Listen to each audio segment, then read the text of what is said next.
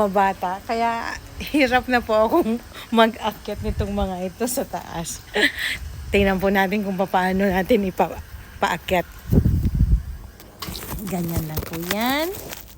Ayan. Kunin po natin ito. Ayan. At atin pong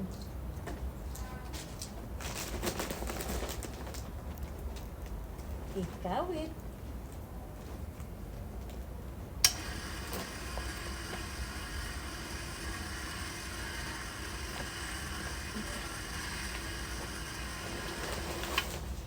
Okay. At meron po dun sa taas para